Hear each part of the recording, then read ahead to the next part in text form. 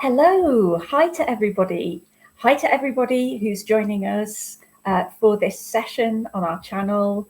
My name's Emma Milanafi and I'm also known as Reiki Emma, and I'll be your host for today's session. I'm joined today by Tanvir Anwar, who is the holistic home healer and who is a spiritual seeker, and I want to say expert. Although you're a spiritual seeker, you're an expert in lots of different areas. And we have some areas that our expertise kind of crosses over, but we are very much on the path to learning, developing, growing.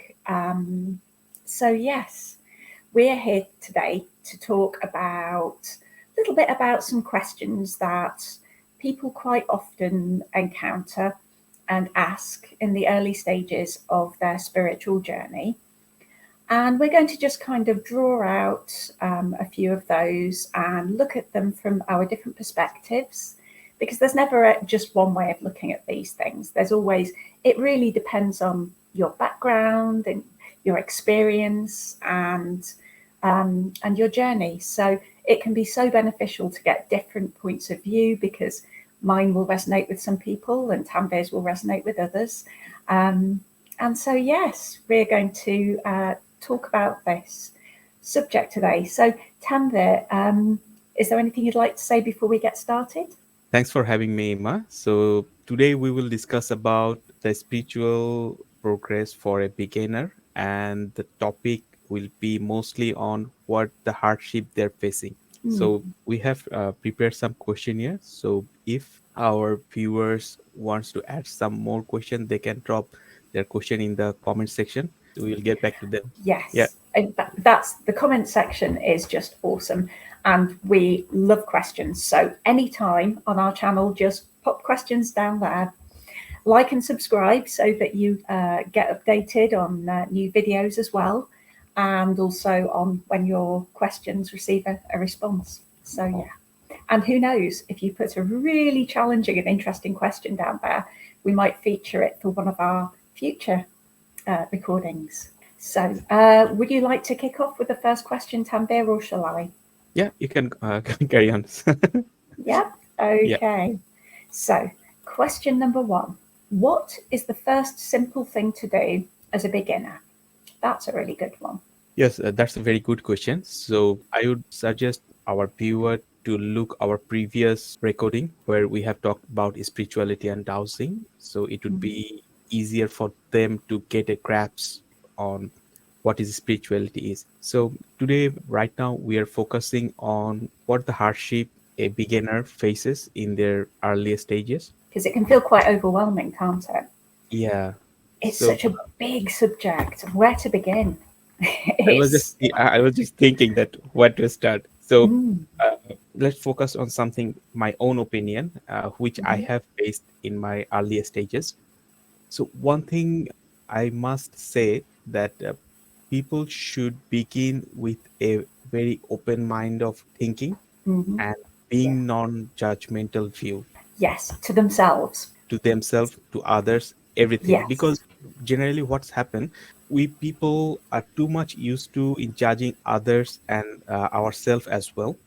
Mm. We don't focus on what we need to focus.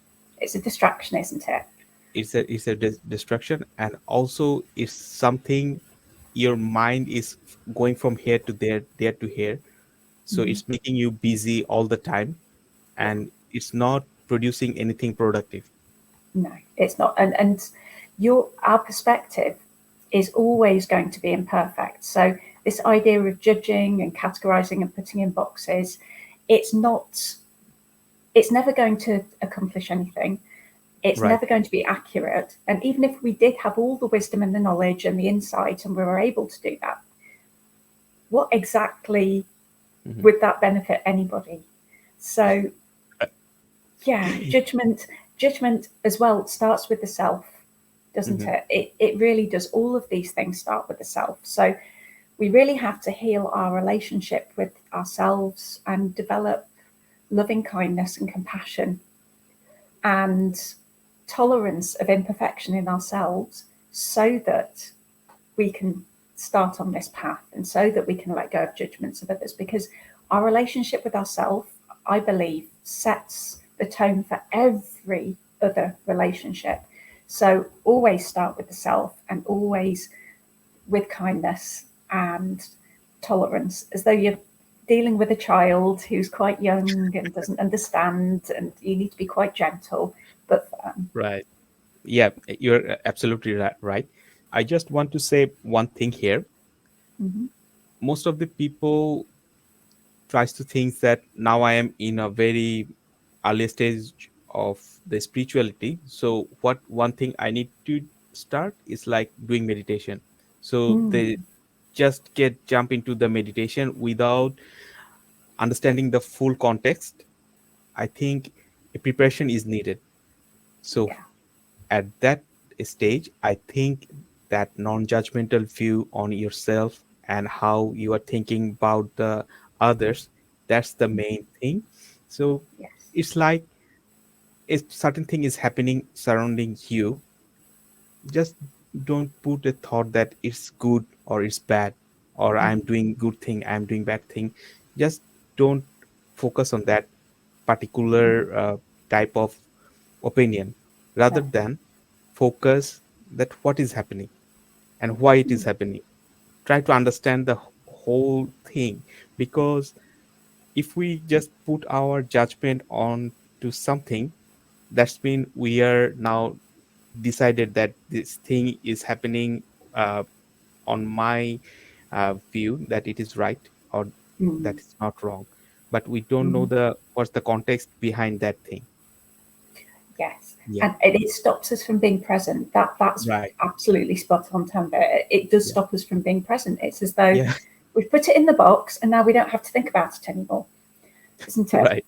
Yeah. And we do need to still be present with things, and Hmm. um, not just decide that we understand them and not have to bother anymore. Right. That's the opposite of enlightenment. We have to be, and the opposite of spirituality. We have to be able to be present with Right. everything that's going on.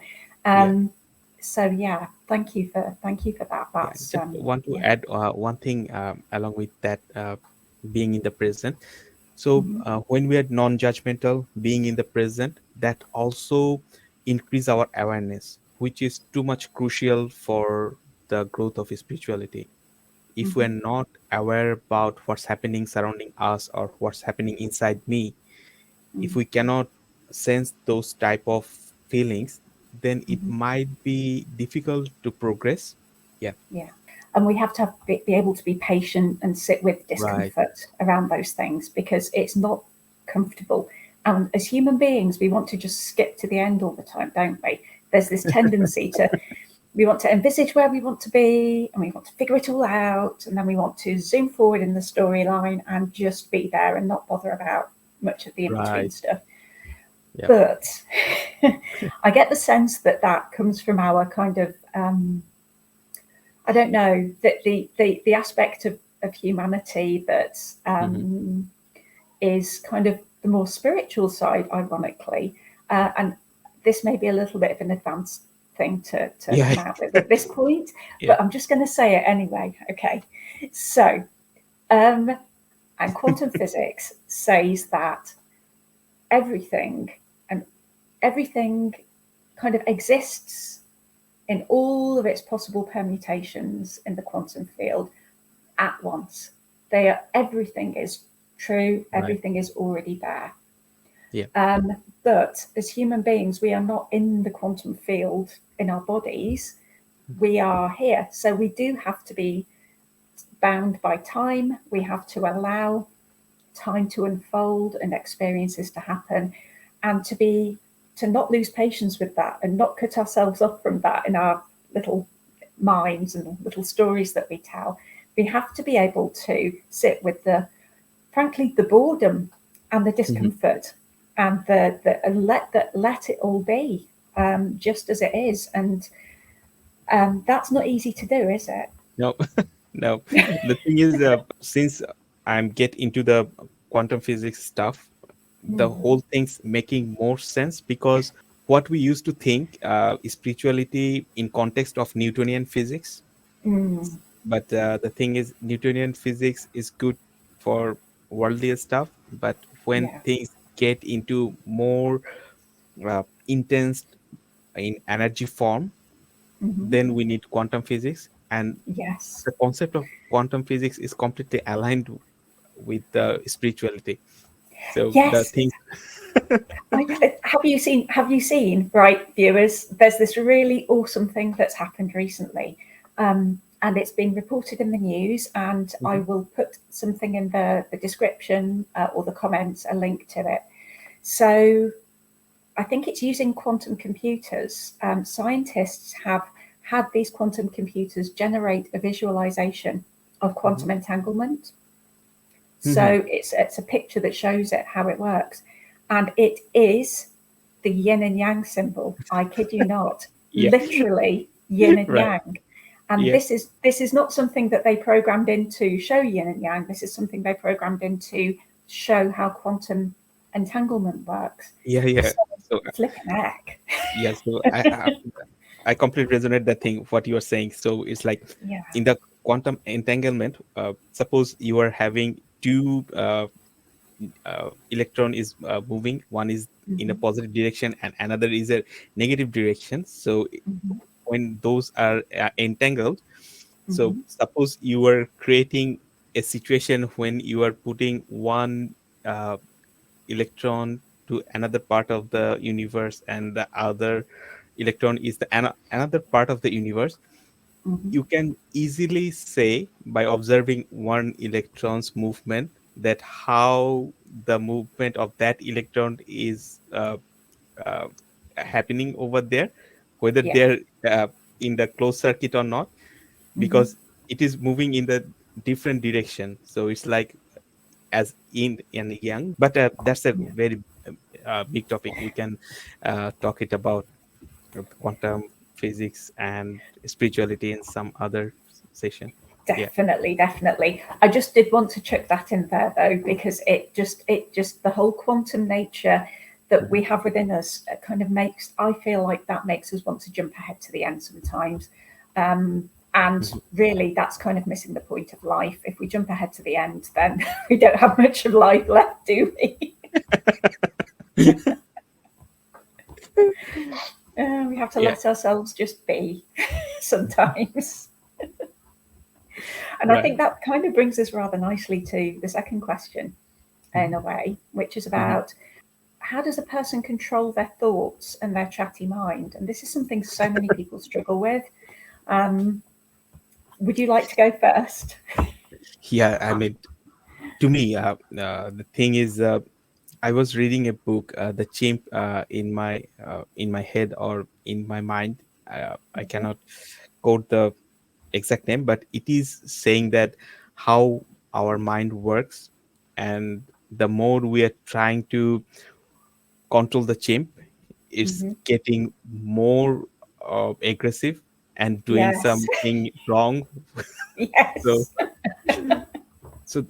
the best thing is don't try to control your thought, but rather No. than focus on those thoughts that what your thought is doing now.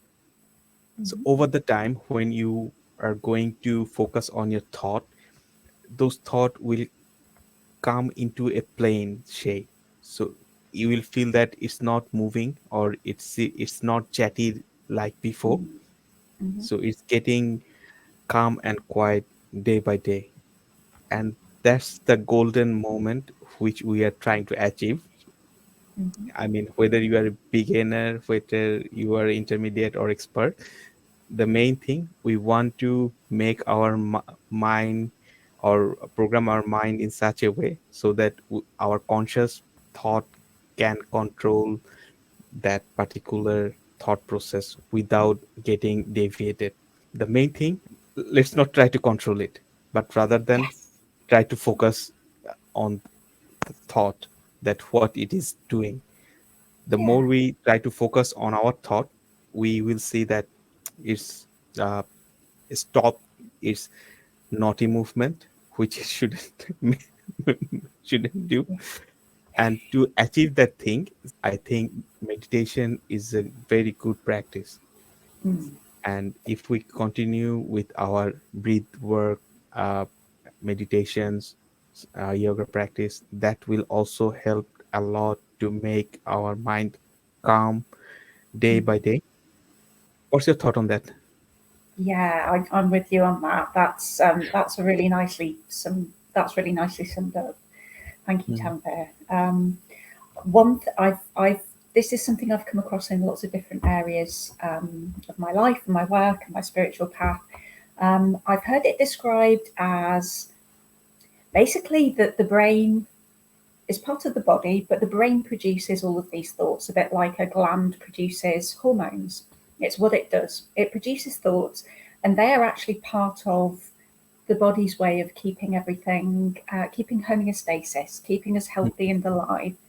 So, certain states within the body or environment will provoke certain thoughts in the brain to prompt us to do something. So, for example, if we are feeling cold, our brain, as part of the body, Mhm. might kind of give us thoughts which are quite gloomy and sad to make us want to snuggle up in a jumper and get warm again, and that will then bring up the body temperature so we feel better. Um, so that said, we have consciousness, and consciousness is not the same thing as the brain. The Mhm. conscious mind is quiet, it's awareness, and it's possible to bring our attention and our focus and our focus really to that Buddha mind or that consciousness, which is still and peaceful and expansive, and the observer, it's sometimes called. And it doesn't matter what your brain's doing. If you bring your focus to that quiet and just Right. watch and allow the brain without judgment, Mhm. uh, and don't it's a bit like a naughty child. You don't give them too much attention and get too involved, or that they'll keep doing what they're doing. If they get that positive reinforcement, the brain will Mhm. keep doing what it's doing as long as you get carried away by it and involved and feel like you're, you know, the more your consciousness gets involved and starts to associate itself with the thoughts, the more the brain will do that because it's getting affirmation, it's getting attention, isn't it? Right. So the more you can just, yeah, the more you can just allow it, just ignore it, but just notice. I mean, one thing you can do is just say, thinking. These are just thoughts. These are happy thoughts, or these are sad thoughts, or busy thoughts, and just label it as what it is, Mhm. and just allow them to come and go, and try not to focus and grab onto them or push them away because that will just encourage the brain to keep doing it. That can be helpful. And I have to say, years before I started my spiritual path, I Mhm. discovered that I was able to let my thoughts be busy and not engage with them. And I learned how to do that when I was suffering from insomnia, and I was really, really tired, and I Mhm. was not able to get to sleep.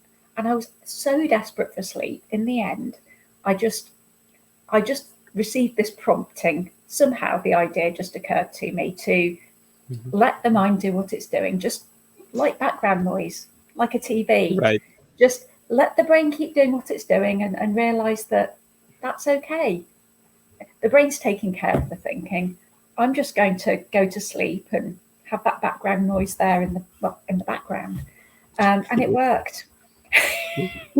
Very well explained. You're absolutely right. So even if not being a spiritual person or whatever, if someone is facing this kind of mental anxiety or something, Mm. just try to focus on what your mind do, but not get entangled with those thoughts. Just Yeah. label it what you have just told. Let it be, let it play like a small child. When it is get tired, it will I mean, like my own son, I can resonate whenever whenever I try to say him don't do that or do this, he's getting more hyper. But once he's doing whatever he has to do, after some mm, time he get tired, and then he goes to sleep or calm down. So mm. same things with the mind. Yeah, Thanks for definitely. explaining it. You're welcome. What's your thought on going to a particular person which we label as guru for Mm. uh, you know f- for seeking more higher order of spiritual development? What's your thought on that? I think that this can be really helpful, but I think it's maybe a good idea to avoid getting too attached to just one guru for the whole of your spiritual journey. Um, that said, I think if you find somebody who resonates for you, and this is really crucial, this is something that I've done when I've um, found a Reiki master to study with, and I guess that's my nearest equivalent, really. Mhm. I have had 3 different Reiki masters that I've studied with. Each of them has been very different, and has each of them has been exactly what I needed for that stage of my journey. So I listened to my own intuition. I did my homework. I spoke to them. I after I'd read their website, and I kind of listened to my inner guidance as to which of them would be able to help me and would be right for me at that point. Um, I think one of the things that having a spiritual teacher can be really useful for and really helpful for is that mentorship, Mhm. um, that also that sense of community and being able to bounce your ideas and your thoughts and your experiences off somebody else who is Right. more experienced, yeah, and who has more experience to draw on from a similarly resonating place. It kind Mhm. of lands more easily, and it can be more helpful. Um, it's also really important, though, not to get too attached to that person having all the answers for us. We still need to always rely on ourselves and always be true to ourselves and our path, as Mikao Usui said. Um, so you need to be your own guru, but also seek and receive kind of guidance and help and community on your own terms when it feels right to you to do so, I think would be my suggestion. Yeah, you explained it uh, so well. So to me, I want to express my own opinion in a different way. Mm, please do. So so to me, I mean, the definition of guru is a little bit intense. So it's like guru is something who should be admirer more than your father. Mm, Sh- he should be like something, he should know you better than your own self. But the mm. thing is that finding that type of particular guru is like finding a needle in the hay. Yes. but whatever you just told is like a spiritual teacher or a mentor. So I am absolutely agree with that part, because Mm, I also have a mentor, and I also went to different type of mentor for different kind of esoteric teachings, not mm, only esoteric teachings, even till now for personal life development I goes to different kind of teachers. Going to teacher is absolutely fine. Listening to the gurus who are saying lots of things. I mean, none of us you will found that in the channel, in the YouTube or in other source of media. You will always found that they're giving you very valuable information. mm, So try to perceive those things. Try to receive all the good things what they're throwing. mm, But it's a good thing to take someone as a mentor who knows their domain better than you. mm, For myself, when I goes to a teacher, so I definitely try to research about that particular person, that what he knows, should I go to that particular person, and am I going to know something new which I need to know? So when my Mm. intuition supports, then I go to that particular mentor or to that particular teacher. Mhm. But I don't take someone as my guru as a granted. So I am from Bangladesh, and you know that in that region, the Asia region, there are lots of gurus over there. They have lots of disciples. So what I have seen, that they're taking them as a master and they become a slave to that particular master. So the thing is, a guru should be someone who don't want to make you a slave for Mm. his own good. In Mm. most of the time, you will found that the disciples are dedicating their lives as a volunteer for that particular organization. Mhm.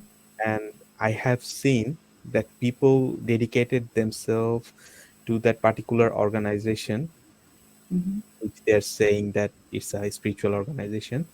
They are not achieving something which they're expecting, Mm. that they will learn something very esoteric things like the power of manifestations, or uh, achieve lots of energies to Mm. manifest and use those sort of things. Different people have different kind of intentions, so they have Mhm. those type of intentions, and they devoted their whole life for that particular guru and Mm. for that organization. But at the end of the day, most of those people will found that they have achieved nothing Right. in the way of spirituality. If you say about in the way of spirituality, in the way of their self development, they're not also earning enough provide food for their own family. That's So it's, terrible. yeah. So Mm. to me, yeah, if you find a guru who is like more than your father, who knows your condition before you tell them that what's you are going through, Mm. definitely you can take him as a guru. But Yeah.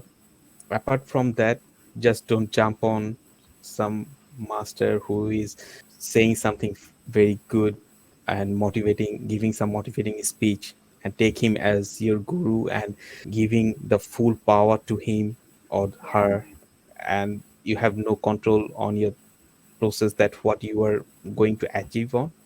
Yeah. So yeah, so try to avoid that particular scenario, but Mm. always look for a teacher. I am very much into that, because when I have to transform myself, I don't take the only information of the any particular content. So I'll try to learn from someone who is a master on that particular domain. Mhm. And what I have found, that a teacher is always ready to help you, what they're committed to help you on that particular domain, Mm. but they are Yeah. not pushing you to give your power, to give your control to them, so that they can Mm. control you in a different way. Do this Yeah. or do that, don't do this or that, or dedicated your whole life for me. So he or she is not asking those type of things. So try Right. to, it's always good to look for a teacher, but if you're looking for a guru, be careful. But Yeah. if you can find a guru, a true guru, then you're really blessed. Yeah. Yeah. Thank you, Tanvir. Thank you. That's Thanks. really valuable advice. Mm. I feel like worthy teachers and true teachers and people who are truly spiritual don't try to take other people's agency, don't try to control other people or gain power over them. It Yeah. shouldn't be about power. It shouldn't be about one person controlling somebody else. It should never be about that. It should be about empowering people. Right. Um, we're all one. People shouldn't try to set themselves up as being better than or more worthy than, or having other people, or having other people in their debt. That's not what spirituality is about. That's just the opposite. And that really does bring us perfectly to the Mhm. next question, which is about ego. So, without further ado, the next question is how to let go of my ego. And this is quite an interesting one. I'm really interested to find out what you think about this, Tanvir. So, you please, Yeah. So before letting it go, someone need to understand what ego is. So yes. if we don't understand what ego is, then if you just let it go, uh, it will not it will not go in by itself. Uh, to me, ego is something which is controlling your basic needs and protecting you from the your surroundings, Mm-hmm. and Yes, that's it's the the Bible, isn't you're spot on with that. So it's just providing us the basic survival mode, and it is always trying to protect us from any kind of scenario. So it's like I mean, in the caveman age. So if we go that further, it? we will see that they're mostly afraid of when other animals come to attack on their tribe or something like that. They get fearful, Mm-hmm. and when that particular animal goes away or hunted by their tribal people, and they enjoyed it as their food at that very moment, if you just focus that what how ego is going to interact at that particular scenario. So what's happened when an animal is trying to come into your tribe, try to uh, harm your people, then it's your ego is trying to protect yourself. It's building their own mechanism. It's throwing the adrenaline stuff to your from your kidney to your brain, that something is not happening right, you need to Mm-hmm. act right on. So Yeah.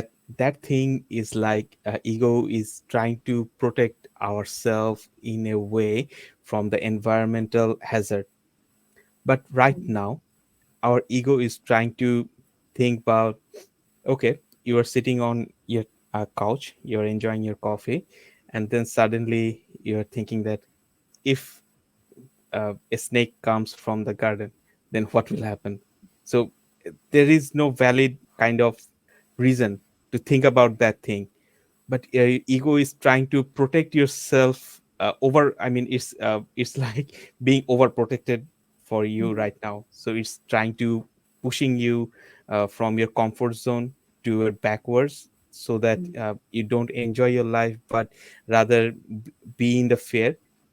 And it is happening due to our media as well, because they are bombarded with different kind of newses, and our brain perceives those news, and our ego is thinking that, okay, I need to fear, being fearful of all those things. So it's like the war might happen, that inflation will is going to do such and such, and Mm-hmm. my life will be doomed. So it is trying to build a mechanism over you to protect yourself, but in the long run you are the sufferer, because that's thing overthinking. So it is making you anxious, it is not going to give you any value. So Yeah. I'm just pointing out ego in a sense where it is fear is in the control. Similar type of thing will happen when the ego will control on your greed. So it's Mm-hmm. like, okay, I have this certain type of things, I need more, and because I need more protection. So that's why that's a small particular food or a small particular resource is not enough for me. So I need more. Ego is jumping from one box to another box to make you feel like you are not sufficient. You are not provided from your divine. So it's like always trying to take the responsibilities. So ego Yeah. is working in that way. The main thing, if we identify our ego, that how it is controlling us, then it will be easier to make it neutralize. Mm-hmm. Not letting it go is like, okay, I don't need you. Now get rid of me. It's not happening in that way. It's going to be like, make your ego or that type of thought process, what is controlling you, you are taking control back from your ego, Mm-hmm. and let it be when it needs to be active. So let it be there. to achieve that thing, we need to do some practices as well.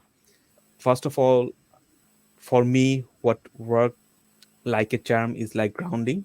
Yeah. When I practice the grounding is, I mean, it can be meditation, it can be like walking in the park, or just being in the barefooted in your backyard.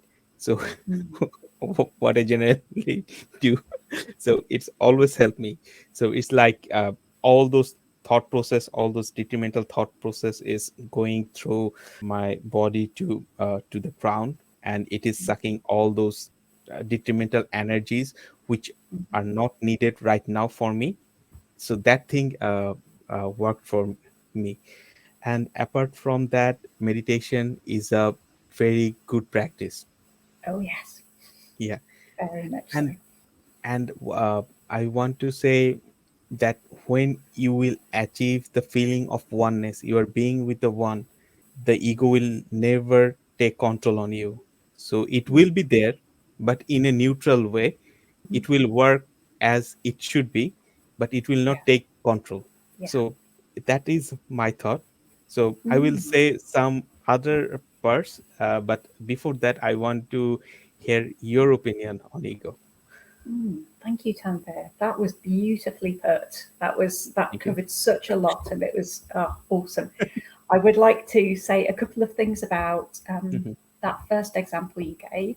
So, the idea of the whole fight or flight Yeah. kind of state of being triggered and being in autopilot, not being present, that goes with fight or flight or freeze, I think is another way of putting Right. it. And it's when the way it works physiologically, coming into my meditation teacher realm Mm. now, is that the amygdala, which is a small almond-shaped bit of the Mhm. brain, Mhm. when we're triggered by something that's unfamiliar or that the body perceives as danger or the brain perceives as danger, Mhm. it takes away control from the prefrontal cortex, which is the seat of higher thinking, and it gives it to the amygdala, Mhm. which is all about survival. And it's the amygdala that gets the adrenaline going, and then the cortisol, and that kind of releases extra um, sugars that have been stored by the liver. And it increases the heart rate, it makes us sweat. All of these things are physical ways to keep us safe from physical danger. Um, they're very uncomfortable, but they are designed for us to be able to run like the clappers to get away from the danger, or to stand there and fight and tough it out, and to be super reactive, Mhm. immediately reacting without giving any thought or consideration to what we're reacting to. So we can become very easily angry or irritated, um, and when we are quite often getting into these triggered states, or where the amygdala is taking over and the ego's taking over, that means that the brain just kind of rewrites its wiring, so it's more likely to happen more and more easily and more often, and we'll find ourselves getting into this adrenaline fueled state more often than not, and we'll kind of feel like we can't do anything without it. Mhm. I've been in that position myself when I was much younger. Um, but the thing is, it stops us from being able to use our higher reasoning and judge what and to take decisions that are beneficial for us and other people. It stops us from using our wisdom and from gaining from our experiences. It can be detrimental to our relationships with other people, and it very much makes us feel isolated. Right. And as you mentioned, Tanvir, it's also about stopping us from feeling like we're okay. It stops us from trusting ourselves. Um, and one way that the ego, this form of ego as well, has been described to me in the past, which is a way I really like to term it myself, it works really well, is little me. It's that part of us that is associated with that, but that doesn't like the unknown. It doesn't like veering outside the comfort zone, because it would have to figure out what to do, and it couldn't go on autopilot. If we're out of our comfort zone, then the amygdala knows we are at greater risk, because there's not that pre-learning it can just draw on. And do you see what I mean? Right. So that programming then becomes dangerous. So little me likes us to, oh, I can't do that. Oh, it's only me. Oh, no, I'll just stick to what I know. That's what I'm good at. And that stops us from progressing, from learning, from evolving. It holds us back. And as you said so rightly, grasping at things, wanting more and more. Again, if you look at the flip side of that, it comes from this sense of lack and not enough. And this hyper competitiveness that has to exist then, because when we want more and more and more, it's taking it from other people. Right. And again, that's ego, and so is pushing things away, grasping, pushing things away. These are all part of the ego response, and they are nothing to do with presence. They are nothing to do with consciousness or evolution. And and the more that we meditate, and this has been proven scientifically a few years ago, the more we meditate, the more our brain's wiring changes to allow us to stay present throughout triggered and not go into triggered states, so that the brain's wiring can rewrite itself. So the more we practice meditation, and I won't lie to you, it's really uncomfortable, because you do have to sit with some really uncomfortable thoughts and feelings and sensations. But the more often we do that, without judgment of ourselves, and just being patient and coming back to the breath, for example, to an anchor, and to presence through the breath or whatever, then the more we're training ourselves to be able to be conscious and mindful and present, and we are increasing our capacity for growth in that way as well. So yeah, that's and as you mentioned as well, ego will never go away. It's part of our kind of toolkit, really. Yeah, and it's attached to the body, and it's attached to ideas of control. And one thing I will mention is going back to that subject of gurus and kind of spiritual ego.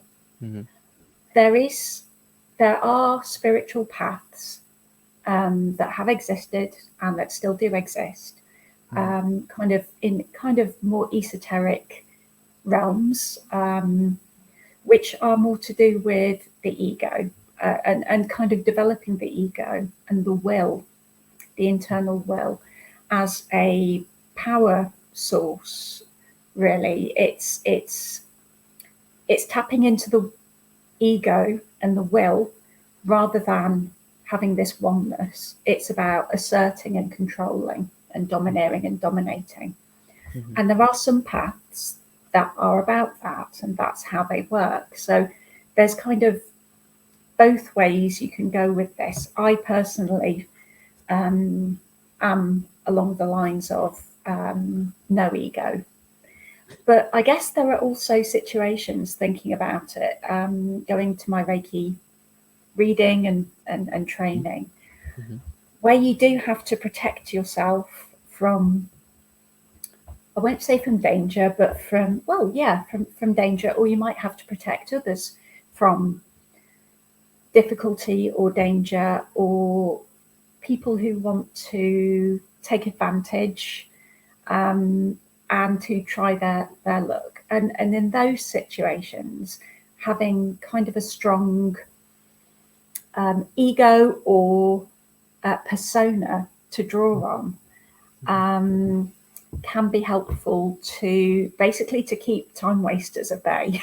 It's being ferocious and fearsome and somebody not to be crossed energetically can be helpful.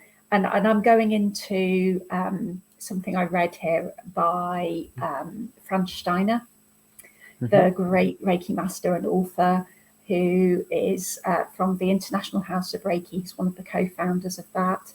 And he's written an article that I read a while back about the master symbol and about the Buddhist deity that it draws on, and that sort of role of protector and guardian of those who maybe can't protect and guard themselves. And that idea of that sort of aspect of ego, I can see that's quite helpful in certain circumstances, but we do need to keep it under control, as you mentioned very rightly. And yeah, but recognizing it is really the first step, and then we can start on that path. What I was talking about just then is quite far down the line. It's more kind of chucking in a few bits of extra I just knowledge and insight. So I just want to add one thing here. For general people, to me, how ego is observed, that type of feeling is also needed to be addressed. So it is like, I am better, and I mean, it's not confident. So sometimes it's act as overconfident type of things. So which is also act as detrimental energies. So universe wants that you become confident, but once you become overconfident, then it's tries to pull the plug out from you, because Yeah. it is not letting you go through, because you are No. taking something by your own, you're making your own decision rather than relying on the divine. Yes. Yeah. So, Absolutely. And the more we get into that kind of ego thing of I ego. am right, I am Mhm. confident, I'm going Yeah, to do this, and I'm going to have all of these things because my will, yeah. I've set my will and I've set my energy and I've done all these things to raise my vibrations. So of course I'm going to get this. That's not what it's about at all. That's not about oneness or evolution. That's about trying to force things. And Yeah. that is very much that other spiritual path that I was talking about, that people have Mhm. developed over years, and it uses Mhm. it's about force, really, Right. that sort of thing. And it's not, I don't think it's helpful.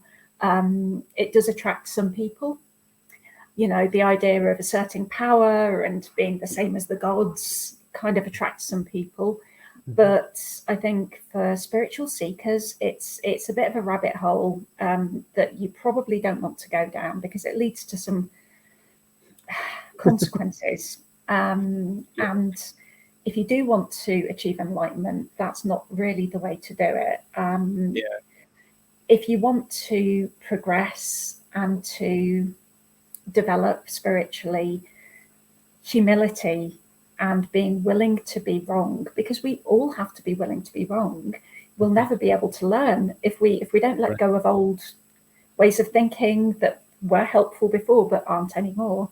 Then we Mhm. will never be able to learn. We'll be just rigidly, this is what I think, and this is right, and this is right, and we'll just get left behind. As you Yeah. say, the universe will pull the plug on you. So yeah, the thing is, like, we always need to be like an empty cup, so that Yes. information can get in. As long as we are being empty cup, we can be filled with new informations. But when the cup is full, it's like, okay, whatever I know, that's enough, I don't need any more new information. At that very moment, you are just cutting yourself out from the universe to Yeah. get something new. That's it, because that Yeah. knowledge that you've had has been Yeah. relevant to you at that stage, and there's always more to learn. There's Mhm. always more development, growth. It's Right. like layers of an onion, Right. isn't it? You kind of you peel away one layer and then you find the next, and it's similar but it's different, and it's layer upon layer of understanding, and understanding Mhm. not just in the brain kind of sense, understanding in terms of insight and evolution of your consciousness. Right. And you can have the same learning come back over and over. I've had this so many times. I've gone back and I've read a book that I read just after my Reiki 1 attunement, the first time I had my Reiki 1 attunement. Mhm. I went back and read it, you know, about a year later, and I Mhm. couldn't believe it was the same book. I had no recollection of having read these insights, because what I was gathering from that book and from what it contained was totally different, because I was at that different level and I was able to glean so much more. So there's always new stuff to learn and to receive. As we grow, our ability and capacity to perceive it and receive it increases. So there's always so much more, and just don't cut yourself off, because where's the joy in that? Yes. So the thing I have seen, the people who are more humble, who are Mhm. less egoistic, or like the ego is not in control on over them, so they're achieving success in spirituality, not only spirituality, in their life, in a more easier way than those people who are like, no, I am something, or I know many things. That's the thing that I can't be wrong in compared to those people who are humble, people who are open to learn new things or adapt new things, or looking or observing other people in a non-judgmental view. They're progressing way faster than those other people who are thinking in the different way. Yeah, Yeah. absolutely. And it's a lot easier as well for your, I think, for your integrity Mm-hmm. and for your soul, because it's based on compassion, and it's based on love and trust and oneness. And it's not the sort of thing where you'll have to sacrifice anything that's valuable to you. You're Right. just becoming closer and closer to source.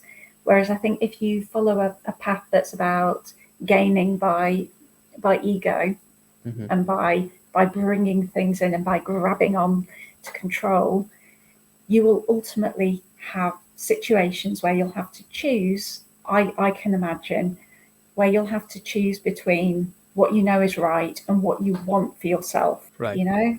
The kindness and the act like I need to serve others, that makes a person more humble, less egoistic. The thing is, kindness, the love, and the compassion is the source of everything. So Mm. when you have that kind of belief, I personally believe that ego will not be able to control on us. No, absolutely. Absolutely. And being soft like the water is the softest of the elements, but it's also the one that, in five elements theory, Mhm. that follows, it's fluid, and it's also the strongest. Mhm. If you imagine a tidal wave, but also a pond that's so gentle, it embodies chi. Chi moves through it, and that it follows and gives form to chi Right. a lot more easily than other elements do. Right. So yeah, if you can be soft like the water and flow with it, and flow with the universe, and realize that we're all one, and tap into that. That's for those of us who are spiritual seekers, who are doing it for the thing itself, not for self-aggrandizement, Mhm. who are leaving ego behind. That's what that's all about, really. So, right, yes. Next question. Shall Yeah. I lead on with that? Yeah. Please go on. Yeah. Yeah. Okay. So the next question is how can a person get instant enlightenment? And I would just say you can't. It doesn't happen.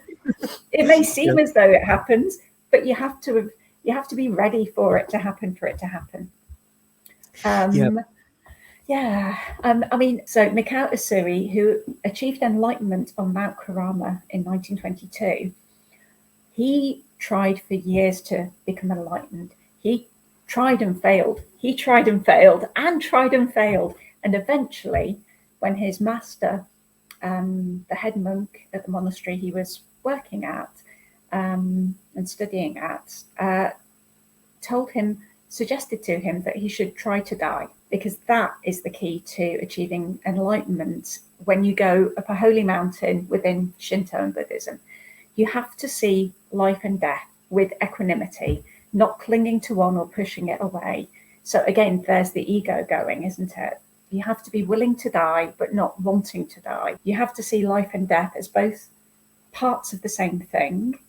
And it's only when you are truly ready to embrace and release both states that you will be able to be enlightened. So many of us in our day-to-day lives, if we've been attuned to Reiki, for example, then we have glimpses, we have experiences that show us aspects of that enlightenment and what Mikhail Usui gained from that enlightenment, we are able to witness and experience those things for ourselves. But we do need to put in the work. And if we are to achieve full enlightenment, it's an ongoing process. Reiki helps us, but it doesn't take away that need to make that journey. And if we aren't willing to put in the work and to take the journey, if we want to take a shortcut, then we're never going to get there. I mean, Reiki gives you a boost, but it's a bit like somebody were you ever at school and there was somebody there who was really brilliant at music, and somebody would bring them a musical instrument and they would pick it up for the first time and they'd be playing tunes out of nowhere, and it's like, wow, how did they do that? They get to a certain stage and it's been really, really easy. They get to a certain stage and it's no longer easy, and they have to start putting in the work and the practice that all the other people who've been learning have been doing up until that point. And it's at that point that they then have to start putting in the work and deal with that ego thing of, but I've been fine at this. I'm great at this. That's who I am. This is part of me. They've seen themselves in terms of always being able to do this thing better than everybody else. And then they reach a point where they have to start working, and a lot of them will kind of fall back, and those who've been working and struggling will overtake them because they're used to doing that hard work. They're used to the path. The path will start at some point. And if you know that at the beginning, you won't struggle so much. I think for some folks, they think that Reiki attunements are all you need, and they really are not. It's you only get out of it what you put in. Right. And I think that's when people hit blockers on their path. Does that make sense to you? What do you think, Tanvir? Yeah, I have a different kind of thought on enlightenment. So it's like, to me, if you are saying that instant enlightenment, which people are looking for, that some guru or some teacher will touch my pineal gland and then suddenly I will be in a bliss, and I will get all those information what I needed to know. Everything will be fall down upon me. So I don't think in that way. So what I feel, the enlightenment is a process in the spirituality. The way you are progressing in the path, certain kind of realization you will feel in every steps, what I have realized. So it's like a small particular things that is making your life different. So to me, for people like us, we can see enlightenment is like a achievement in this progressive path. So in the way we are progressing, so we are getting short enlightenment over the time. And yeah, in the long run, when universe wants to give something more, then it might give me the way you just told. But the thing is, our target should not be like, I need to get enlightened. no, definitely not. Kind of that shows you, if you do have that mindset, don't beat yourself up, because it's perfectly normal. It's kind of how we're programmed to think these days, isn't it? I need to achieve this, I want to do that, and enlightenment's what I'm going for. That kind of goal-centered thing, it shows you how much of a journey you've already got to make. You're definitely not ready. No. You have to be all right with not being enlightened to be able to be enlightened, I think. Right. It's making the process more harder for you. I mean, if you just take the example of Buddha, he did lots of things to achieve the enlightenment. But at the very last stage, before getting enlightened, he was kind of let go everything. Okay, I'm leaving all those things that doesn't make any sense anymore to me now. At that particular point, he get enlightened. The thing is, to me, everyone also need to focus on that type of things. Okay, I'm progressing in that particular order. If someone is more into healing, then go in that particular healing order, and definitely you will achieve a small stuff over the time, which is also a small enlightenment, and it will make you feel that, okay, my thought is not like that before. The information which I am perceiving now, it's making a lot more sense. The information is always there, but the way how we need to perceive those information and how it making more sense, that's the main thing. So to Yes. me, enlightenment is kind of that particular type of feelings which makes you feel that okay, the information what you get is making more sense. Now use this information for the betterment of you and others. Yeah. Beautifully put. Thank you, Tanvir. Yes. And Excellent. yeah, I love what you were saying about kind of Mhm. smaller, mini kind of enlightenment, because Mhm. that sort of thing is very much there within the Japanese esoteric Buddhism, isn't it? Have Okay. you read about this as well? It's kind of, there are No, different that is stages. completely my thoughts. So Right. Well, you're spot on. You're very aligned with it I then. mean, the thing is, universe try to. I mean, whatever I am saying now is Mm, it's not. I don't feel like it's my own thought, but yeah. divine is trying to pushing the information, and the information Yeah. is always. Most of the time, you will feel that the information remains same, whether it's your thought or someone told it or it is written somewhere else, but Mm. those will align together. Yeah. I know exactly what you're talking about. Yeah, Yeah. that's generally the way for me as well. Yeah. And then your own stuff kind of interacts with it, and then you've got stuff coming in and your own stuff, and that stuff comes forward, and it's and people wonder why I can't remember what I had for breakfast this morning. It's because there's all this stuff going on in my Yeah. I call it Reiki brain sometimes. It's like baby brain, but it's for those of us when we've been using Reiki a bit and meditating with Reiki, it's like that period of adjustment. It's like coming up from the under the ocean.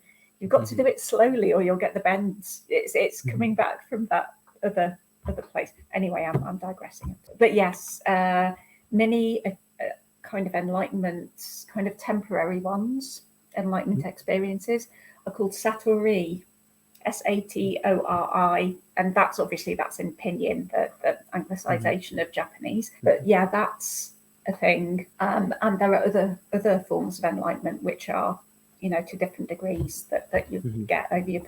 And some people go straight in, or have historically been said to have gone straight in Yeah. at Yeah. the top. And that can be down to all kinds of different things, because Mhm. we're all different. We all have different kind of gifts and experiences and choices that we make, and what to Mhm. take from those experiences, and how to be. So, yeah, everybody's different. The most important thing is to, I think, set your sights on living a spiritual life and living in tune with yourself and the universe. And if you do that, then whatever happens, happens. And Right. I think that's really the ultimate goal, certainly for me. Yeah. To wrap up this section, I just want to say it is possible to get enlightened suddenly, but Mm, that's very rare. yeah. And people who get that type of enlightenment, I think they're the chosen one. But for general people who are into spirituality, if they generally goes with the flows and do the right thing over the time, definitely they will get enlightened. But it might be not like instantly. Mm. Might be a process, a slow process, but over the time, at the end of the time, people might realize that okay, so universe wanted me to do that type of thing, which I did. Yeah. And so I really think as well, there are so often things that, Mhm. well, there is such a lot that we just don't and can't perceive. Mhm. We're in body. We've got consciousness, which is other, but it's in the body as well, as kind of, yeah, I'm getting into kind of quite advanced bits and pieces here. There are lots of different Yeah, theories yeah. about it, but anyway, we are spirit having a physical experience in this life. There is something in us that is other than the physical. We are more than just the body and this world around us that we see. There is more to it than that. Mhm. And I think, because whenever we try to understand things using our brain, we do need to give it something to think about. But again, this is back to the thing of ego. We need to be aware that it's only ever an approximation of what's actually happening, because we can't know that. We're not capable. It's like cells in the body know that they're part of something bigger, but they probably don't realize what it is that they're part of. That's us. We get little glimpses and flashes here and there, and that's great. Yeah. But we do need to realize what we don't know, and be all right with not knowing as well, I think.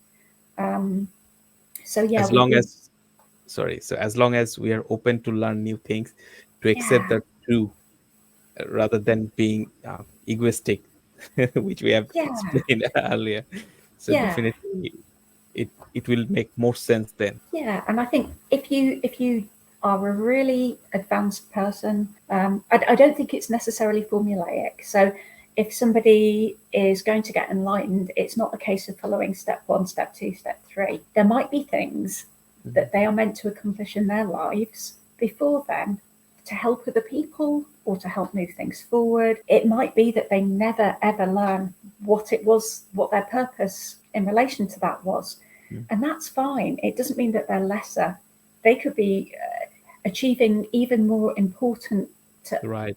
to everybody, kind of important things for everybody, by not becoming enlightened straight away.